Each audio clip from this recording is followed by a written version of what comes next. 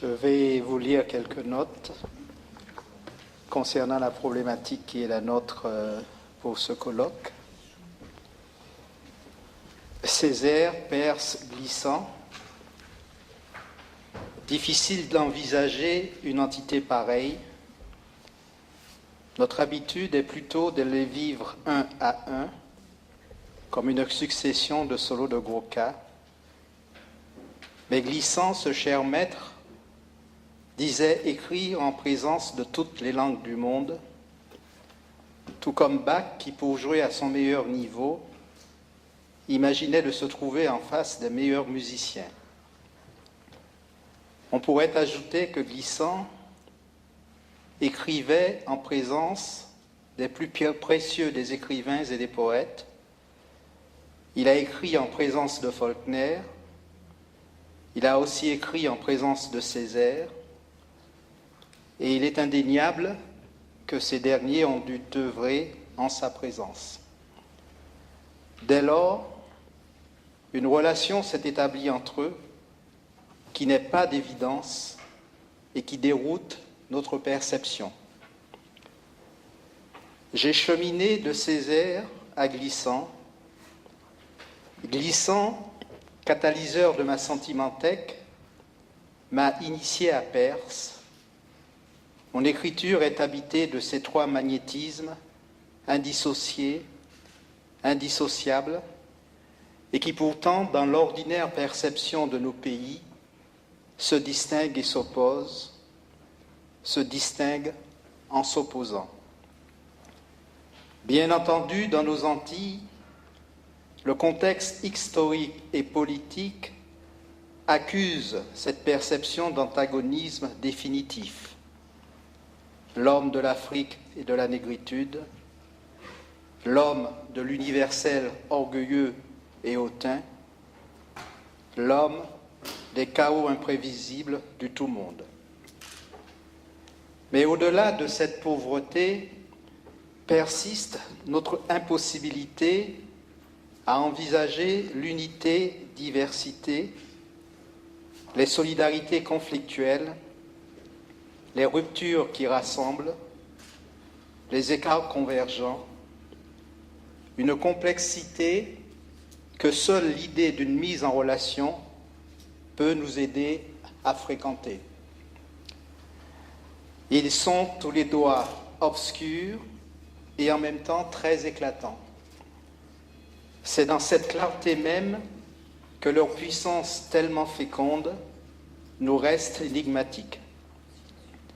Bien lamentable emploi que de vouloir leur infliger quelque compréhension ou de la transparence. Il nous faut tenter de deviner leur inévitable relation. Cette liaison magnétique, comme le dirait Glissant, qui les rassemble sans les confondre et qui nourrit et leurs mouvements particuliers et leur musique secrète. L'œuvre essentielle est l'avènement d'une différence, d'un soi irréductible, capable alors de percevoir et de révéler les autres différences, leurs invisibles, leurs paysages. C'est pourquoi le lieu de la relation est dans les différences. Son énergie, son essentiel aussi. C'est le magnétisme des différences entre elles, leurs touches infimes, leurs affinités, nous dirait Nudelman, qui paradoxalement nous offrent la poétique de l'ensemble. L'entité Césaire Perse Glissant n'échappe pas à cette loi. La plénitude d'une différence crée une opacité particulière à partir de laquelle toutes les opacités, les irréductibles, les identités peuvent se dévisager, s'envisager et s'en aller à relation. C'est par l'opacité singulière, l'irréductible de chacun, de chaque œuvre, que les liaisons magnétiques s'opèrent. L'ensemble commence par soi, par la plénitude d'une œuvre. L'ensemble qui ne surgit pas de la plénitude d'une œuvre, portée vers d'autres plénitudes, n'est jamais un ensemble, mais une confusion morte. La liaison magnétique est l'autre formulation de toute mise en relation. La liaison magnétique est la résultante de la plénitude d'une œuvre, laquelle ne peut désormais se distraire de la totalité inatteignable du monde. Ainsi, l'œuvre devient une présence, une alchimie d'obscur éclat qui donne, qui s'impose, qui s'appose, que l'on sent exister. La liaison s'établit entre cette présence et toutes les autres présences par cette seule assomption. C'est par son éclat, son aptitude à faire présence, que toute œuvre, toute irréductible différence devient beauté.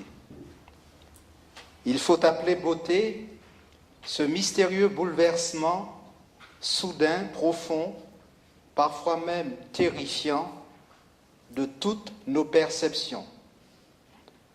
Cet éclat en présence, cette beauté, signale l'infini de la relation désormais possible à toutes les autres différences qui s'érigent alors en autant de présence. Toute beauté est un lien entre des profondeurs irréductibles d'autres beautés qui se rejoignent de par leur rayonnement et entrent ainsi en relation. Pour Glissant, la relation est la frontière fondamentale, une frontière qui n'est rien d'autre que le passage ouvert vers l'inconnaissable, l'inatteignable du monde. Il disait aussi: la poésie est le seul récit du monde et elle discerne ses présences et elle rajoute au paysage et elle révèle et elle relie les diversités et elle devine et nomme ces différences et elle ouvre tellement longuement sur nos consciences et elle ravive nos intuitions. La poésie est une des énergies de la relation. Ce qui fonde un poète, c'est avant tout sa différence, son rapport singulier au paysage de l'indicible et de l'inexprimable. Les grands poètes sont d'intenses solitudes. Ces solitudes solaires sont toujours dérangeantes pour nos classifications. Elles bouleversent notre tendance à l'unité, notre faiblesse pour les conforts de la synthèse. Nous avons peur des insolubles. Dès lors, nous nous focalisons sur les ressemblances pour atténuer les variations. Ou alors, nous exaltons une différence pour mieux la juxtaposer à d'autres différences. La relation nous enseigne pourtant que la brique du vivant, que la grâce poétique est faite de différences irrémédiables, que ces différences fondent l'intensité de leur musique, leur magnétisme, sur les aimantations, les contacts invisibles, une constellation de petites touches infimes. L'idée d'une mise en relation travaille cette unité très impalpable, sans laquelle le plein champ de chacune de ces hautes solitudes ne saurait être atteint. J'écris avec eux ces airs perses, glissants, éloignés et ensemble, dans cette région des sentiments que seuls devinent mes intuitions. Glissant, cette âme vivante du monde, disait que le plein sens d'une œuvre ne se donne que dans la relation. C'est par l'approche en relation que les solitudes les plus solaires, celles de Césaire, de Perse, de Glissant, peuvent révéler leur solidarité antagoniste, leurs écarts rassembleurs, leur étendue, leur profondeur. Tout un charroi de relations peut s'ouvrir dans un mot partagé, la trace d'une sensation, d'une image traversée, la raideur d'un écart, la sensibilité à un rythme ou à une invocation.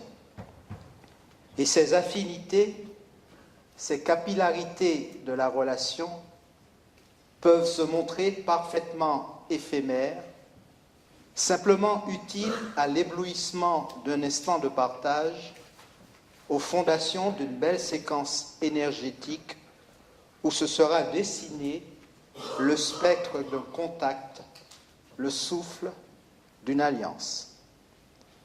La mise en relation est rétive au rapprochement généralisant.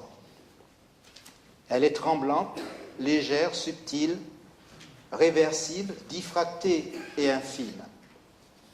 Sa fécondité provient de l'intensité des imprévisibles qu'elle suscite, des déplacements, combinaisons et dispositions nouvelles qu'elle suggère. Césaire, Perse, Glissant, tous se sont dit solitaires et solidaires. La haute autorité d'une solitude, sa plénitude, pour tout dire sa beauté, appelle, aimante, déploie des magnétismes qui sont toujours puissants. C'est la magnétique puissance de ces solitaires qui les rend solidaires. Les mettre en relation, c'est les placer malicieusement dans le devenir imprévisible de l'échange du voisinage et des affinités. Serait bien inutile la mise en place d'une mosaïque de différences irréductibles ou un tableau intégrateur de leurs hétérogénéités extrêmes. La mise en relation n'ambitionne que d'offrir à leur irrécusable solitude l'écosystème ouvert d'une autre mise en devenir. Ils vont changer en nous, changer pour nous, sans pour autant se perdre ou se dénaturer. Dès lors, ce n'est pas vaincre leur solitude, ni même les rapprocher, que de les mettre en relation. C'est au contraire respecter leurs écarts, mettre en branle un devenir instable, imprédictible de leurs affinités. De se trouver en furtive évidence, de se rencontrer ainsi, ces affinités vont amplifier leur potentiel de change et d'échange. Ainsi, la relation n'ouvre qu'à l'imprévisible.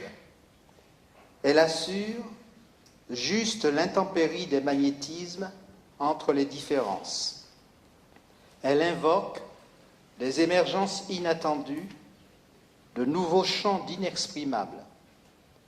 Un mouvement qui, pour chaque œuvre, amplifie l'étendue, augmente la profondeur, en installe quelques motifs dans l'incertain d'une trame où seule gouverne la poésie.